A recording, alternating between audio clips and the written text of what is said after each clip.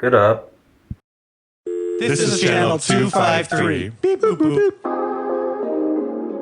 On this episode of the Grit and Grain podcast. Our memories of receiving red envelopes as children was like always good, positive, fun memories. Totally. And so that's what we ended up moving forward with as the name of the brewery. I remember telling my parents, like, yeah, we finally came up with a name.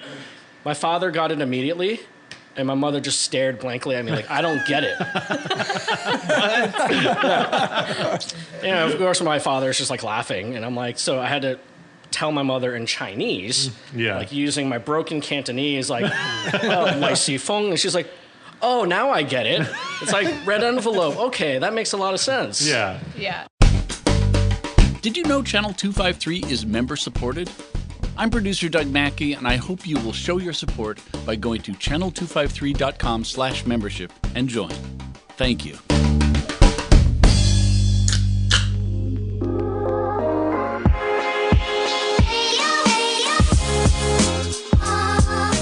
Welcome to the Grit and Grain podcast, where we explore and celebrate the craft beer industry, community, and history in Tacoma, Washington, and surrounding Pacific Northwest areas. Thank you so much for hanging out. Let's get to it. Hi, everybody. Welcome to the Grit and Grain podcast, coming to you guys from Peaks and Pints in Tacoma, Washington. My name is Matt McLaren. I'm here as always with Ron Swarner. Well, hello. Hi, Ron. I'm feeling lucky and ready to push the envelope. Okay. Oh. Worked all day on that, I'm sure. So, God damn it. Right. Good timing. Bethany, how's it going? I am well. How are you guys? Very good. Good. As always, if you guys are free on Wednesdays, come and hang out at Peaks and Pints in the side room and have a beer and talk to us live, talk to the guests live, and hang out afterwards. And it's super fun. So you're always welcome. It's usually at 4:30 on Wednesdays. And if you haven't yet, it actually helps us out a ton if you like and follow and do all that stuff. You'd be surprised how much it helps, get new eyes and ears on the podcast. So please do that if you haven't. Selfie time. So our guests today are actually two guys that I was able to drag down here from Seattle, thankfully. But people who we actually talked about on the podcast many times prior. So I'm super excited to talk to Barry and Ray from Lucky Envelope Brewing today. Yay! Woo! Thanks for having us. Thanks for coming, Barry. How are you, man? Doing well. Thank you. Good. Ray, thanks for making it in the nick of time. Thanks for having us. Excited to be here. You don't have a beer in front of you, but we'll fix that in a minute. Barry, what are you drinking, man? I am drinking the Swiss Army beer, the collaboration we did with a couple friends of ours at New Spring Brewing in Oregon and the in development Angora Brewing. Nice. Yeah. I was gonna say, can you explain this beer a little bit? Because I love this beer, and it's different than anything I've had this year in terms of style. So do you want to do that now? Yeah. Is that okay? We can do that. Yeah. This is a beer that we've been working on. We've been in kind of discussions just casually for probably 4 or 5 years, but our intent was to make a red lager that was kind of a winter focus, something that you could drink. It's a little more hardy. It's 5.5% alcohol, 5.4%, but it also has a nice hoppiness to it, and then some malt character behind it. And then the big thing that we wanted to do was use a yeast that we've all been excited to play with, and that's it's a Fermentus S189, and that's sourced from the Herlinen Brewery out of Zurich, Switzerland.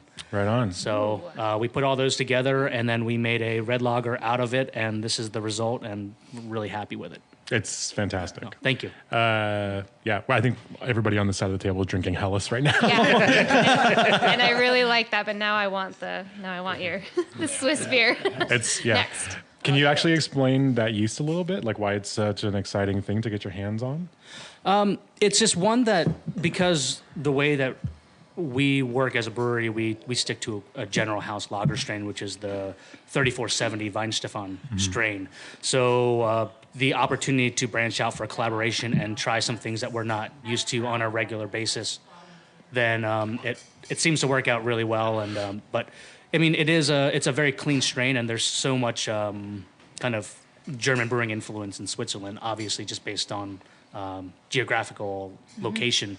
So it's been described, and I think we've noticed it too. Is it's a very, very clean lager yeast, so it doesn't produce a lot of esters. And I was actually surprised at how restrained the sulfur production was as well. Ooh, interesting. A lot of those lager strains, especially compared to 3470, will kick out a lot of sulfur. But this one was pretty restrained, and I was very pleased with it. But it's the first time we've made a large batch using S189, and Nice. it's awesome. How did you pick the two breweries?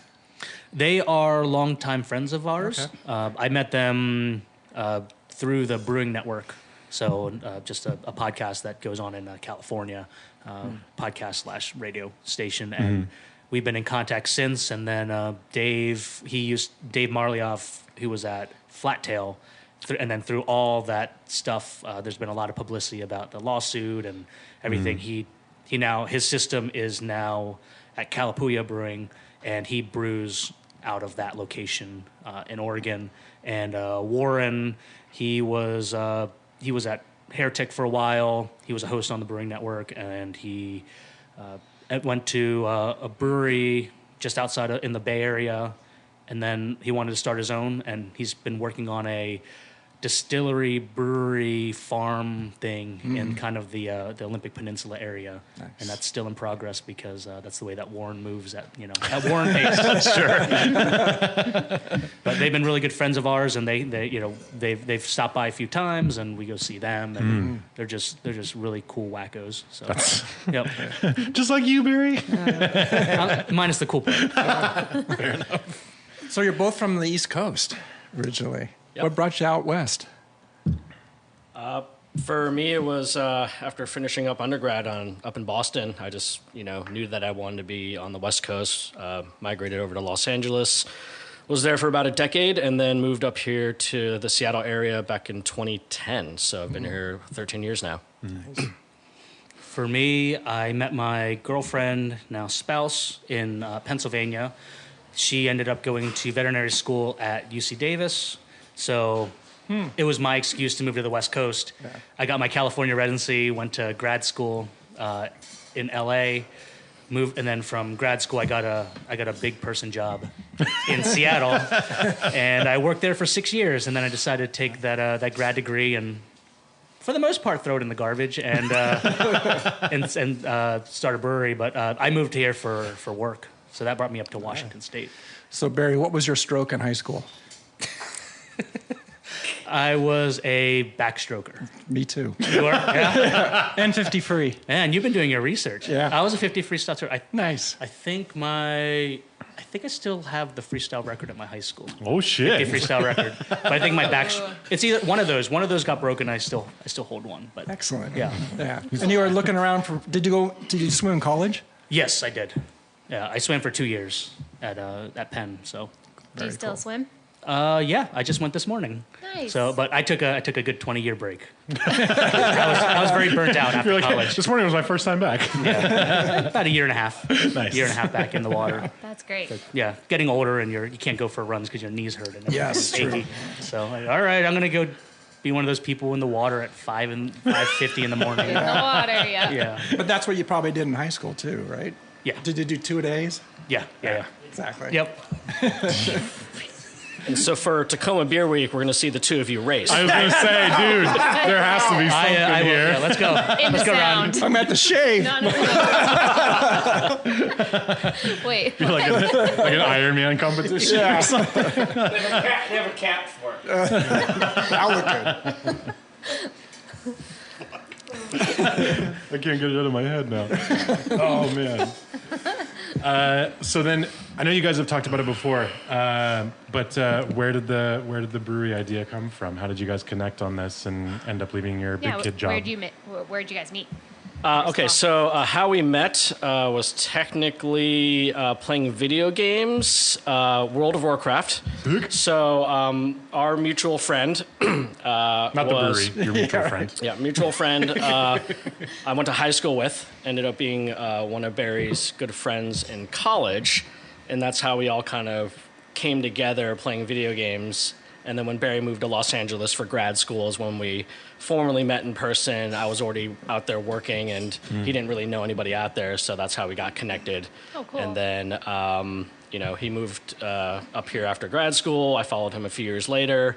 And then I was kind of on my way out of corporate America for the longest time. I've always wanted to be an entrepreneur, be my own boss, but I never knew what that business was going to be. Sure. And so I just up and quit my job and traveled the country for 3 months while I was trying to sort out what I wanted to do. Man. And then it wasn't until I got back to Seattle, we were homebrewing at Barry's house one night, and we just got into talking about how, Barry was considering moving into professional brewing, and I was like, I want to open up a sports bar. Let's combine the two. And, over the next few weeks, we just kind of had all these crazy discussions about what it would take to actually, put something together. And what started off as like a sports bar with a brewery, and it turned into just a brewery with a tasting room. And that's where but we you are have today. TVs and banners. Yeah, we have our one TV, and we got some banners. You're right. I think, to be honest, I think, taking that dive was, I think, a difficult decision for both of us. But, looking back almost 9 years now, I think both of us feel a lot better about, getting up in the morning. Now with the brewery, there's a whole different level of stress that comes with being a small business owner. But I think at the end of the day, we're both a lot happier than we were being in our previous careers. For sure. And Barry, you're a beer judge too, right? Correct. Yeah. And you had a national status right away? I am certified for BJCP. I think I never did the written, I never did the written portion of the exam. But if I were to complete that, then I would get national if I scored an 80%er, something along those lines. Yep. Were you part of a homebrew club? Yes, North Seattle Homebrewers. Okay. So those are it's a good group of folks, and a lot of people peeled off from there and started breweries and making great beer.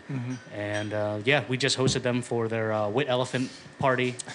Wit Elephant. Yeah, Christmas party at the brewery. So I still keep in contact with them, but I'd love to make more meetings, but family life for some reason gets in the way. Same. I'm still a dues paying member of Browns Point, but they meet on Wednesdays. So they're just trying to avoid you.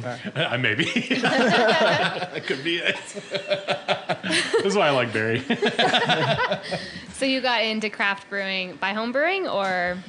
I've always liked craft beer, and that growing up in Pennsylvania, obviously you have Yuengling as your macro lager. Yeah. Yuengling, Miller Lite, all that stuff. But I think Victory was my first craft beer I had. And nice. I remember drinking that, and it was their Hop Devil. And, drinking that, it just blows your palate out of the water. You just, what is this? And didn't even like it at the time, but eventually it kind of grew on you. So that's kind of where my... That's a good gateway beer story. Yeah. Oh, man. But that's kind of where it started. And then I've always sought out beers, but I was never really into it. But where I really got into it was when I started homebrewing, and that was when I moved up to Seattle.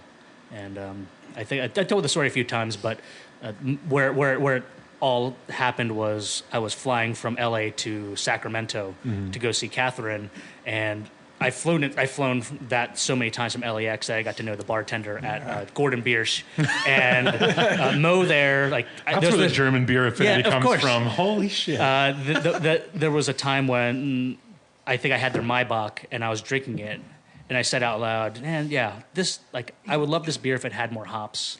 In there, more like an IPA, and then the daggers that Mo just stared at me. Oh, sure. He's like, what are you talking about? And then from that, it's like, oh, shit. I don't even know what I'm talking about. I don't know how to brew beer. I don't know, the history of it. So that was my little challenge. Yeah. So then once I graduated from grad school, moved up to Seattle, I went to Bob's Homebrew. Oh, Bob. Rest in peace, Bob's Homebrew. Yep. And that's, started there with some extract kits and all that stuff. Do you still keep in touch with Mo? No, I have not seen him since. He would be proud. He would be proud. Don't worry. Just 10 years later, I learned my lesson. Yeah, though. I did.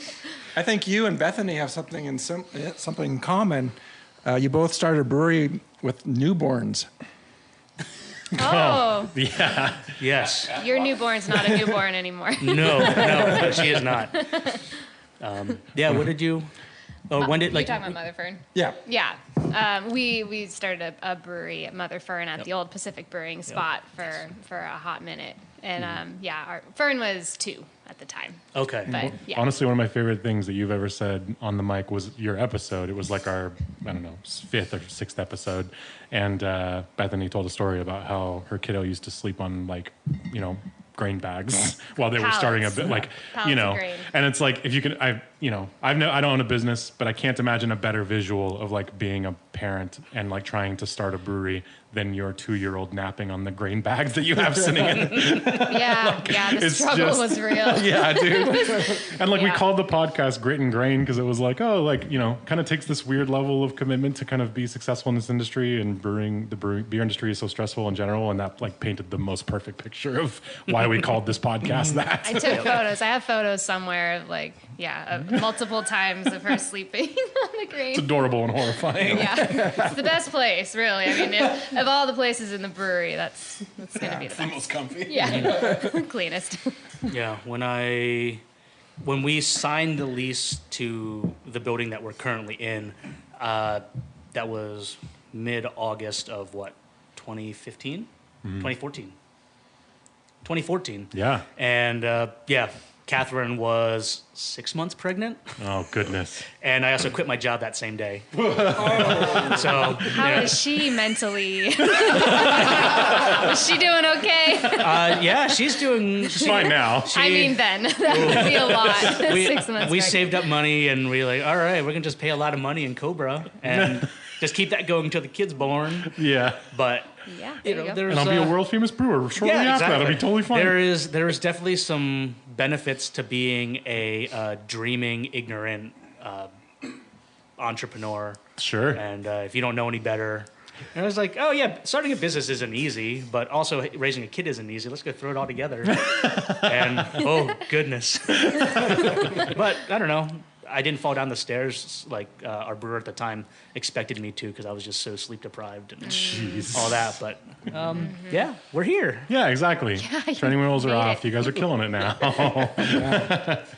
And making some of my favorite beers that I get to work with these guys at my job, which I love doing. And you guys were really one of the first breweries that, like, when Dan and I first came and met with you guys like years ago now, it was the first time that I had ever like sat down with brewery owners in like any kind of professional capacity, because I had just been selling beer since then. And now that's like my favorite part of my job, is getting to meet, people that make beer.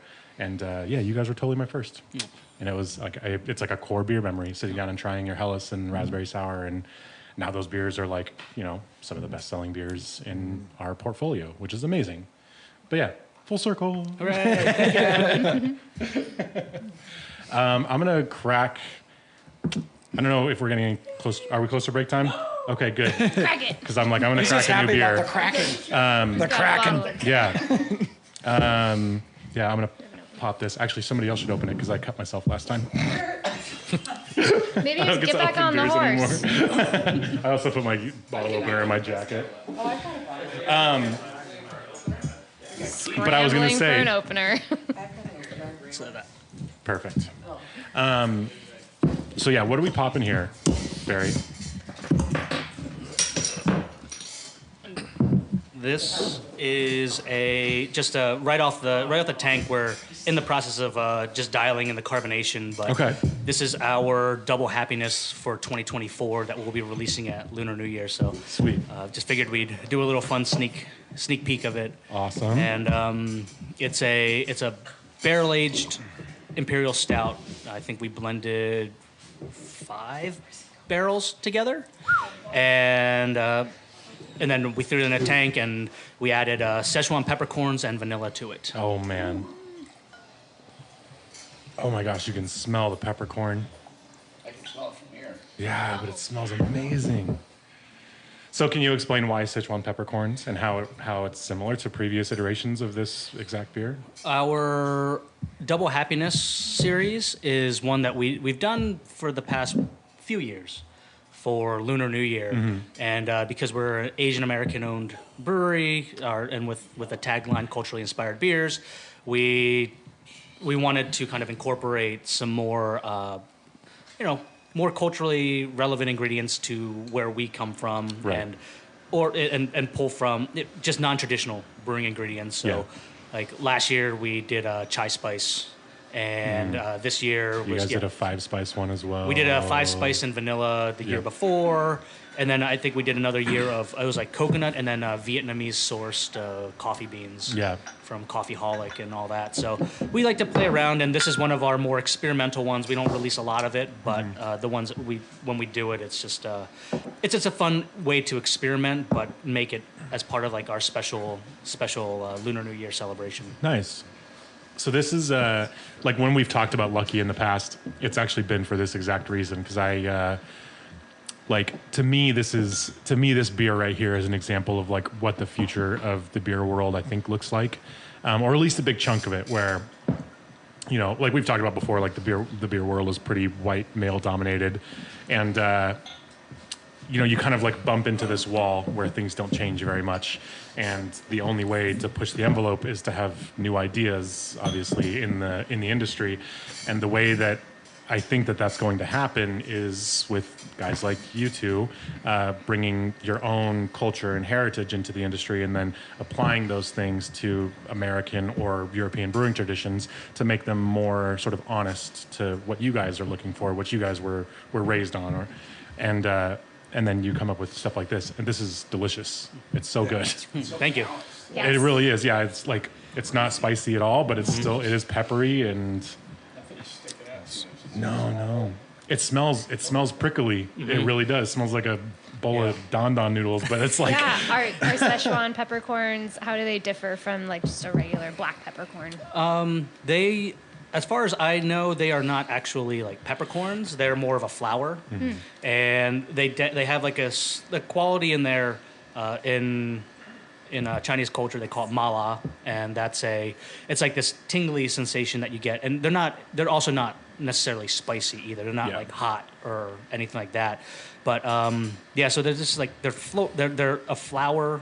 And you like they get dried up, and then you want to try to get rid of the seeds that are inside of it, and the stems that they're attached to, but they just have this really nice like citrusy floral, like a touch of pine, but it's almost like noble hop, totally like dried flower. Or they have that noble character in there, but then it's just like we're very careful for this, because if you get too much of that character, you get that mouth numbing note, and which on its own isn't bad, but if you get too much of it, it can get a little metallic, and you get that a lot in like Szechuan cuisine, but that's not a beer. But if you start getting that metallic, flavor with imperial stouts, that's not a good thing. So we're trying really careful to balance it out, and it took about 2 weeks for us to like get that dosing right, and we were just super duper careful. Sure. With it, but it's a really fun character, but.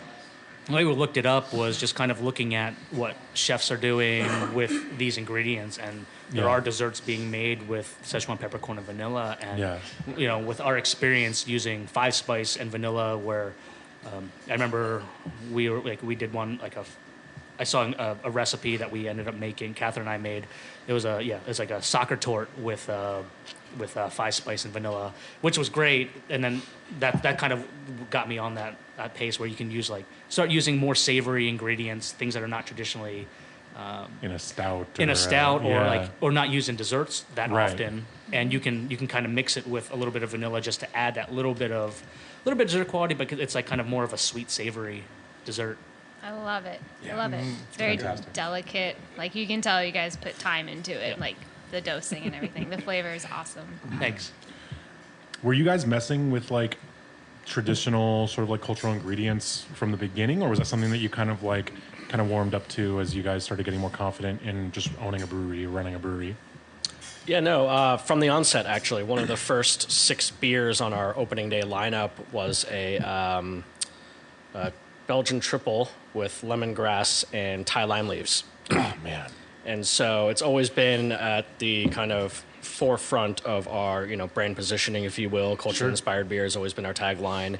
But it wasn't until maybe like year 1.5, even year 2, where we really started diving more into that approach. And I think, it's beneficial both from a, end result standpoint, us being able to bring in life experiences, travel experiences, both, food and beverage, and trying to incorporate that into the beer, but also on the brewing side of things, just giving the brewers the opportunity to be creative and do something a little different that maybe at the time was a bit out of their wheelhouse and out of their comfort level. Right. And getting them to do something totally different, I think it was fun. It was definitely an experiment to begin with, but we feel a lot more confident in a lot of the different things we've been trying recently. So that's awesome. Do you feel like the market is starting to like warm up to some of this stuff? Like, I can't imagine it was a fucking banger immediately. Like, has it kind of taken time for people to trust that, ingredients they've never heard of will still make a beer delicious regardless of that? Yeah, I mean, I think from, my standpoint, similar to how we're seeing kind of quote unquote new styles of beer being produced every year. Yeah. I think that the general consumer, craft beer drinkers and new craft beer drinkers are definitely excited to see, always seeing something different. Whether that's using, culturally inspired ingredients, or if it's just, like a, completely new style of beer. I think that is the trend we've been experiencing the past few years. And so we're definitely able to leverage a lot of those opportunities with some of the creativity we've been getting into with the recipes. That's awesome. I love it. It's my favorite thing. Sweet. Well, yeah, it's break time. We're going to pop a couple of extra beers and then be back to talk about all kinds of other stuff. So stick around. Welcome back, everybody. Thanks for hanging out during the break. As always, a shout out to Doug, our wonderful producer. Cheers. Who's not on mic, because there's 5 of us on the mic. But he's here and still awesome. Please do check out Channel 253 as well. They're fantastic. They are a great way to stay connected to Tacoma, and they depend on your support. And it's wonderful. You're missing out if you haven't checked it out yet. We have new beer in front of us because Ben came today and brought us beer. Thanks, Ben. Yeah. Thanks, Ben. Thanks, Ben. Beer, right? This is Holy Mountain. Holy Mountain Imperial Stout. Yep. The Midnight Still. Midnight Still. Yeah. Ever heard of it? Yeah. Oh man, I don't miss standing in line for this stuff, but it's still fantastic to actually drink it. So good. And then we have a barley wine too that we're gonna pour in a little bit. Yeah. Cause Sean. Of course. Yeah. We were talking on the break. We were like, getting into political stuff, and there's new legislation talking about reducing the DUI blood alcohol content limit from 0.08 to 0.05. And we were talking about pros and cons and industry opposition and stuff like that. Are other states doing that? It sounds. Ray just mentioned that there was a few other states that have done it with kind of varying degrees of success. Utah. Yeah, it sounds like there's a handful of states that have already passed this legislation, and so the advocates who are pushing for it here in Washington State are pointing at those states as, quote unquote success stories. But if I'm not mistaken, this was on legislation table last year, got removed because it didn't have the support. It's back on. This current legislative session just started a week or 2 ago, so something to just keep an eye on. That has pretty big impacts to the overall alcohol industry here in the state. Sure does. Sure. On top of removing the pre-mixed cocktail tax between that legislation and this legislation, you could actually, those are two like pretty big gut blows to small craft breweries in Washington. Yeah. As much as they might sound like they make a lot of sense, they're obviously very complex issues. So if you don't follow that stuff, you absolutely should, because sometimes it affects your normal everyday craft beer enjoying life more than you think so. Would all of us be illegal now to drive home? Probably. After every hour broadcast, for sure. Ron's like, yeah, bro. Just the blurb I read about it. Somebody asked I think there was a Stanford professor. Somebody chimed in on it and was like, "Yeah, that's barely enough for like memory fog. Like it's just not actually what impaired is." People make that argument about 0.08 all the time too, though. It's that's not actually what impaired is, but it's just the limit. And 48 other states, have that as the limit. But we'll see what happens. But yeah, do go look into that if you're listening and you care about that stuff at all, because it actually does. Those things could actually make a difference for how we all enjoy craft beer in the coming years. No. Yeah. So we heard about Barry's Gateway Beers. Ray, man, what got you into craft beer in the first place? Like, was it something that you were messing around with prior to homebrewing with Barry? No, my introduction to homebrewing was actually with Barry. Oh, yeah? And prior to opening up the brewery, I was actually more of a cocktail, Scotch, bourbon, whiskey fan. And so Sweet. It's been nice because obviously learning a lot more about the beer industry and craft beer, but also being able to sometimes influence some of our recipe making. One of the things that I've been doing for a few years now is whenever I travel and I'm at, say, a dining establishment or a cocktail bar, I like to send Barry and his team photos of the menus being like, hey, like it'd be really cool if we could take some of these ingredients and throw it into a beer. But We just did that last night for Mr. B's Meads. Yep. Oh, sweet. What are they? What were the ingredients? With whom we've actually collaborated with in the past with Awesome. our honey cinnamon Love cream you, stout. Brandon's awesome. Nice. And so, but like I What a was fucking there doing a sweetheart that tasting guy with is. my friend who had never been there, and it was just like, oh, like they have a red raspberry honey. Like, why don't we pair that with our raspberry sour? Like, let's do something cool. Mm-hmm. And so I was just spamming them with photos of the ingredient list. I'm like, hey, we should do this, do this, do this. But I was able to get Barry on board with doing that with cocktails. And so particularly, my brother lives in Hong Kong. He's been out there for like 14 years now. Whenever I go visit him, all the Asian ingredients that are being put into their what I'll call traditional cocktails out there are things that are accessible to us here in Seattle, but not things that you would normally find in craft beer. And so I was trying to get Barry on board with this idea of like, hey, things like lychee and elderflower are really, really popular in Asia and Hong Kong. Is there something we can do with beer and those ingredients? And our lychee sour, I think we released for the first time in 2018 as a small batch. And then 2019 as a full production batch, I think was our first foray into like that level of influence into our recipes of kind of taking cocktail recipes and translating it into something that could be more beer centric. Yeah. How are you sourcing these ingredients?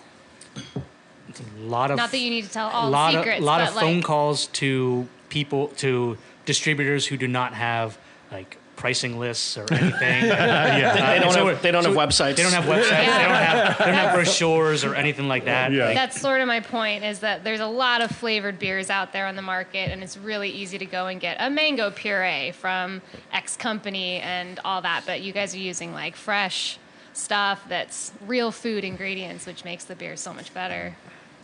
But it's just harder to get, of course. Yeah. a lot more hoops to jump through. But Totally. Yeah. Do you have a fun little pilot system you're experimenting on? The pilot system that we have used, we haven't used it in a little bit, probably since last year, maybe 2 years ago, is my old homebrew system. So it's it's a 3-vessel half barrel system. So depending on the beer, we'll make 1 or 2 batches if we want to do something special for the tasting room, things like that. But with the experience that we've gathered throughout the years on our brew house, we have a pretty strong idea of how we can make a recipe work and get it, 90-95% of the way that we want it on kind of the first go. And so the pilot system still has uses, but we don't use it as often. Gotcha. That's awesome. Yeah. Appreciate the flex. Yeah, we don't like to test shit out anymore. We just know it's gonna be awesome.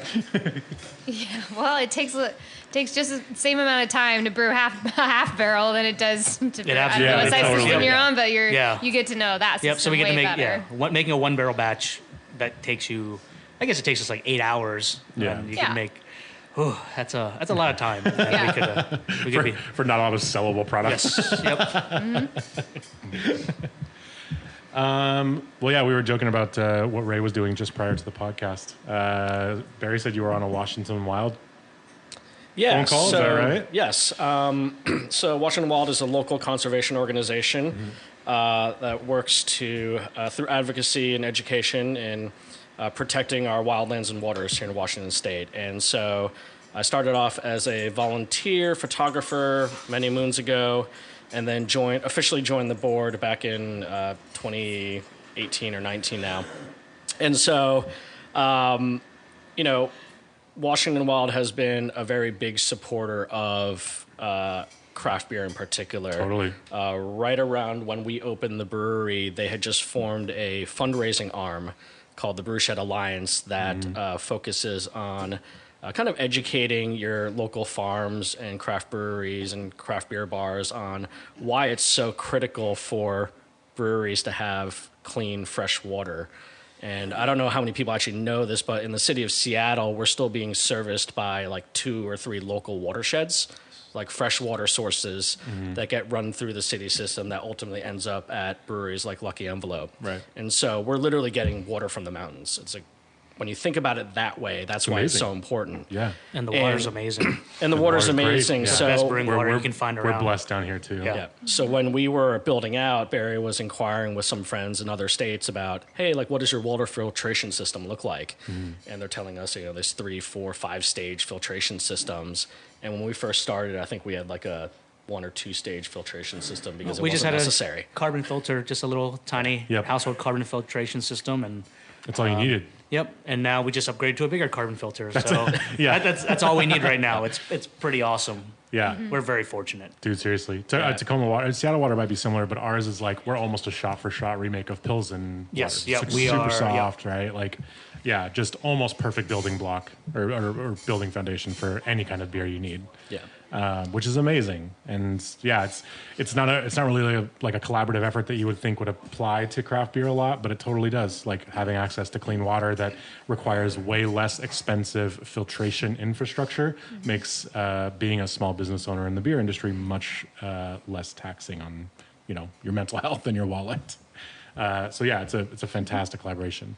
Have you been on the board since, you said, the last 4 or 5 years? 2019. This is the last year of my term, and I do have to roll off legally for like a day. If I wanted to rejoin, I could. Oh, I see. But I'm going to just nominate Barry to replace me. Yeah, beat it, Ray. I got it. Yeah, it's his turn, so. Yeah, on the way out the door, totally. Tag in. Yep. And then they walk in and say, Ray, what are you doing here? I thought you were off the board. But really, really great organization. You know, they partner with other local conservation organizations to make sure that we continue to protect that stuff. I mean, living here in the Pacific Northwest, I think a fair amount of people really enjoy the great outdoors and how, you know, beautiful it is. And, you know, without organizations like Washington Wild out there doing a lot of that conservation and protecting it, you know, it would be a totally different, you know, culture and environment here. So, Yeah. Yeah, and they definitely tackle a lot of the unsexy stuff where, I mean, you're just talking about legislation and the amount of work that they do on that legislative side, getting petitions and signatures from people. That is so much thankless work that they do. Oh, sure. And they're working their asses And we off all all benefit day. from it. Like and we all benefit from it just from the hard work that they do and the alliances that they forge. So Washington Wild's pretty badass. That's awesome. What are you doing for Lunar New Year's this year? oh, wow. We got a lot of stuff going on for Lunar New Year. Never heard of it. Tell one. So we have a series of events that will be happening at the tasting room for Lunar New Year, and then we'll have at least one off-site event with our friends at Latona Pub shortly after our tasting room events end. But you know, we've got Freelard Run Club joining us on Thursday, February 8th. We have a Makers pop-up with 2 local Asian artists selling their wares on Friday the 9th. And then Lunar New Year actual day is Saturday, February 10th. So that's our major party. We'll be releasing 3 beers on draft and in cans at the tasting room. We're doing some red envelope giveaways that day. Sunday the 11th is the big game. We're sorting out what we're going to be doing that day, but there will be some Lunar New Year tie-in festivities as part of the big game. And then the following, Saturday is another Makers pop-up, and that's kind of like the capstone of the major stuff. And then we just, we're finalizing all the details, but on Monday, February 19th, the Seattle Kraken have a home game against the Boston Bruins, I believe, and that's their actual Lunar New Year celebration as part of the NHL's Hockey is for Everyone campaign. And so they are going to be working with us, probably providing us some giveaways and swag to have a game watch for the Lunar New Year game at Lucky Envelope. Awesome. So that's kind of like the official end of all of our festivities. And I think our event with Latona Pub is the following week, towards the end of February. We'll be doing, it sounds like they're going to try to get a bunch of Asian-owned breweries, tap takeover, and then they'll have a special food menu specifically for that evening. That's awesome. So, what other Asian-owned breweries are they procuring? Because there can't be a whole lot in Washington. in Washington State, it's us, Georgetown Brewing. Georgetown, yeah. Latin Lass. Oh, Latin. I didn't even think about that. That's true. Reuben's Brews. Yep. I always feel like we're missing one in Washington. There might be one more. Was Odin. That's true. Yeah. Dan still counts. And then, you say we've kind Georgetown? of... Hey, Dan. Yeah. And then we've kind of steered, Matt and the people at Latona Pub into looking at breweries we've collaborated with in the past that are in other states, such as Arbiter and Highland Brewing. Oh, nice.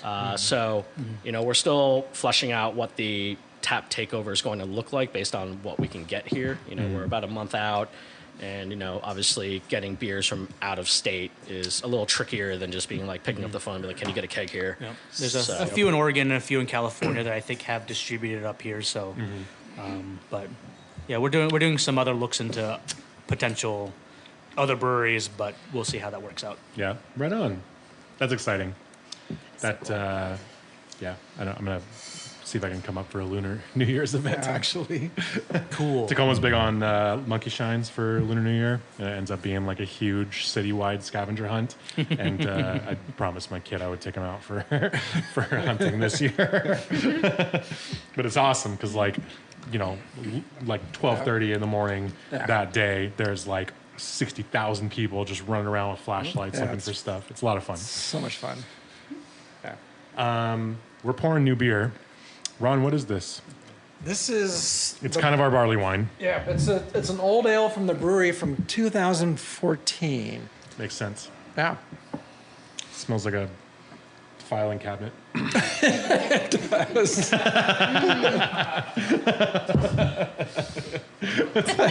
Yeah. It smells like a filing cabinet. Yeah, it does. You freaking nailed it. Wow. Like you pop open that old that's kind of all I dusty smell. filing cabinet. It's 100. Yeah. Can you guys talk about the name Lucky Envelope? Yeah, so name Lucky Envelope comes from the Chinese tradition of the elderly generation giving the younger generation red envelopes filled with money, typically during Lunar New Year, major life events like weddings, having a child, graduating school. And so when we were, kind of fleshing out our idea, we kept going back and forth between, things like, it's like Fillmore's Brewery, which is the name of Barry's dog, or Ray and Barry's joint. All the kind of traditional names that people come up with for their businesses. And at one point, we just tossed out Lucky Envelope, and that's the one we kept coming back to because it was really unique, but resonated with us just given our upbringing and our culture. Our memories of receiving red envelopes as children was like always good, positive, fun memories. Totally. And so that's what we ended up moving forward with as the name of the brewery. I remember telling my parents, like, we finally came up with a name. My father got it immediately, and my mother just stared blankly at me like, I don't get it. Of course, my father's just like laughing, and I'm like, so I had to tell my mother in Chinese, like using my broken Cantonese, like, my sifong, and she's like, oh, now I get it. It's like red envelope. Okay, that makes a lot of sense. Yeah. Yeah. Well, that's good. She ended up supporting it. She eventually ended up understanding the meaning and getting it. It's really nice to kind of share that with the family. That's I think so cool. that starting a brewery certainly probably wasn't the career path that our parents were thinking about when we were in high school. Sure. So to be able to kind of tie everything together is pretty awesome. That's soften the blow. Yeah. No, I named it after. You see that a lot these days, though, with people who's like you see the restaurant industry a bunch too, with kids whose parents grew up in restaurants and they wanted to have their kids do careers where, they'd have nothing to do with like the tough life, but then but then it's also there is those core memories. It's that background that you have, your experiences, whether you're working with, like if you're sitting there like peeling vegetables or something at a table in the back or something, but like it's like the parents don't want the kids to have that. They want them to be successful professionals. But then when you want to get back to where you came from, you're exploring your roots. I mean, Ray and I, we did that. We went down those career paths where finance, engineering, and we're like, no, we want to like find something that interests us, but that ties us back to kind of where we came from. Sure. We're so removed from our roots growing up in, New Jersey, Pennsylvania, but we want to bring things back. Right. And you want to explore that, and you kind of see that as a way for the generation that wasn't necessarily born in another country to kind of connect with it. So, as far as it all comes from a place of love, but as far as they're trying to like pull you away and trying to like get you to have a certain career or take that path, you have to. There's a sense of coming home. Oh yeah, for sure. Yeah, in general, you can't help what you love. Yeah, exactly. But it's like, it's funny that you say that actually, because I grew up in a brewery basically. My mom was one of the first employees at the Harmon Brewery downtown when they first opened, and the brewer there, back in the '90s was winning GABF medals, and I didn't have a ton of she didn't have a ton of money for childcare, and so I was usually like Bethany's kid taking naps in the brewery when I was just a kid. I would get out of school and she would work a shift, and I would be sitting in the back, and I would come home and my clothes would smell like mashin'. Like that, you know what I mean? Like it just had that kind of smell. And I've done 30 different jobs in my life. And then as soon as I got back into a brewery in my adulthood and like smelled that smell, I was like, oh Jesus, I'm going to work in this field for the rest of my life, because it just had this weird connection to like my childhood. It's your Ratatouille moment. It's my totally. It sounds less cool like that, but it's 100% what it is. I'm sure we're getting close to fuck up story time. You read my mind. However, I did not ask either of these guys to prepare any fuck up stories. Hey guys, do you have any fuck up stories? But I do have an alternative if you don't want to talk about that. We opened a brewery in 2015. That'll do it. I decided to partner with Barry. I did, I don't want to run out of time because you guys are just involved in so many great collaborations, honestly. And if we don't do fuck up stories, I would love to talk quickly about the Very Asian Foundation. Because I actually almost wore my shirt today, but I couldn't find it. But yeah, on top, do you guys just want to run through quickly the other collabs that you guys have going on besides Washington Wild? Because I feel like you're involved in a few of them. Yeah, we can quickly speak about Very Asian Foundation. So one of the co-founders of the Very Asian Foundation, Michelle Lee, was a former King 5 news anchor. And she was actually the first on-air personality to bring us on board. And she reached out to us, I think year 2.5, maybe 3, and just cold emailed us asking if we wanted to hop on her Saturday morning show. And that's so cool.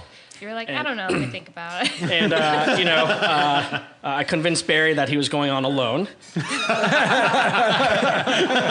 Because nobody wants to talk to, the finance guy. They just want to talk to the brewer, right? So Barry went on that morning show alone. But from that point, we became good friends with Michelle. Mm-hmm. She actually introduced us to the Asian American Journalists Association Seattle chapter, where we've been supporting them for many, many years now. Mm-hmm.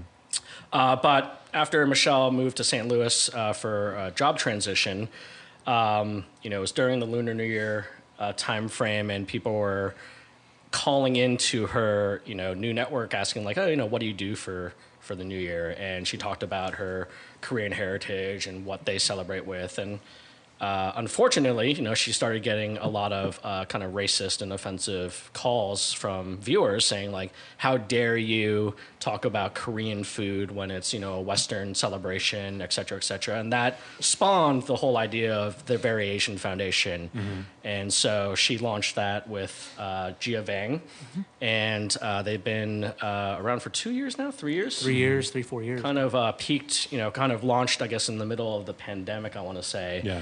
And so since the onset of that, because Michelle was always a close friend of ours, we've been supportive of them. They've held a couple events at our location. And then at our brewery, with their permission, we sell Lucky Envelope and Very Asian collaboration T-shirts and Team Very Asian T-shirts with all the profits going back to the Very Asian Foundation. Awesome. And so that's one of the bigger partnerships that we have, as well as Washington Wild. I think those are probably the two most consistent nonprofits that we work with. We definitely like to support local nonprofits as well, some much smaller organizations that do a lot of community work in Ballard and in Western Washington. So awesome. So yeah, hopefully everybody goes and checks out Washington Wild and Very Asian Foundation. For sure. Yeah, I know. I feel bad that we didn't do a fuck up story. But like you guys said, you started a brewery, so I'll do a thing. You'll do a thing. I'm sure I have. Oh, I got one. It's kind of beer related. It didn't happen super recently, but Ben is in the room, and I just told him this story. I have a fuck up story. Now it's time to throw down on some fuck up stories. I am Sean Jackson. Challenge flag has been set. Bar is high. Bring it on, fuckers, fuckers, fuckers, fuckers. But it's short. It's just short enough. I was delivering beer one time, not even that long ago, and I was standing. It was at a big chain store, and I was just standing in the receiver's office, and it was me and the receiver, and she was just checking stuff in and adjusting invoices, and my ADD brain just does random shit when I'm just standing there in the quiet, and without me realizing it, I was like whisper singing the words to "WAP" by Cardi B, just to myself. But like out loud, and I was like leaning up against the wall, and I was like, bring a bucket and a mop. I was like doing that. I'm not doing it, but she turned around and she goes, "Is that Cardi B song?" I'm scared. I was like, I know, dude. I was like, oh my God. Yes, it is. I'm sorry. It's just stuck in my head. I want to hear it. No, I'm not going to sing it. But I was 100% doing that, just like in my whisper sing voice. That's hilarious. And it was, I felt like I fucked up a little bit. It was really quiet until I left. Anyway, thank you guys both so much for coming. You're awesome, and it was amazing to talk to you guys. Thank you so much. Thank you for having us. Absolutely. Thanks for having us.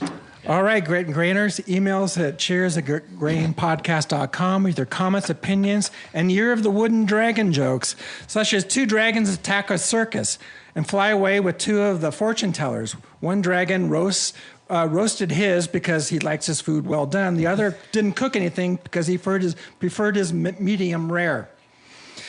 We drink everything we receive, and we try to respond as quickly as we can. If not online, then on air. You can subscribe to Grit and Grain on Amazon, Apple Music, Spotify, Google Play, and iHeartRadio. And please leave us a review. Also, check us out on Channel 253 and gritandgrainpodcast.com. Be sure to follow us on Facebook and Instagram for episode notes, beer news, and lucky envelopes revealing energy of transformation and energy of possibility and energy of intellect and clarity and progress and joy and change and growth and defiance. Oh, we know it sounds a little swoony and big bushed and new agey and evergreen state ecology, but you know what? The great surge towards enlightenment and the evolution must go on, as those of us who choose to see it understand that we are already with all the divine, juicy Godhead that we really need. It's merely just waiting it out, quite literally, to be turned on. If this podcast is not what you expected, please alter expectations. How are your New Year's resolutions going? By now, you should have read 6 books, filled up 2 journals, upgrade to 8K screen resolution, broken the sound barrier while running a 10K, decoded the Rongo glyphs on Easter Island, invented a new clean energy source, and created the Allor West Coast Pilsner showcasing the newly named Aurora hop from Hopsteiner, formerly known as X17701, and get into jazz. No such thing as a bad time to visit Tacoma. No such thing as too much barley wine. Tune in next Friday for more sweet chatter. Cheers. Cheers. That was my nickname in high school.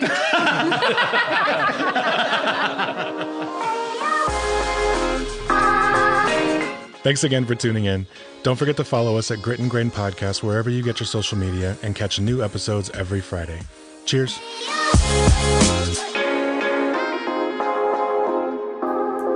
Good up.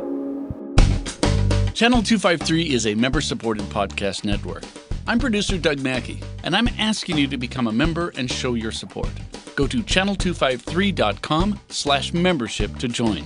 Thank you. Grit and Grain is part of the Channel 253 podcast network. Check out our other shows: Nerd Farmer, Interchangeable White Ladies, Move to Tacoma, Crossing Division, Citizen Tacoma, What Say You, We Are Tacoma, Flanders B Team, and Taco Man. This is Channel 253.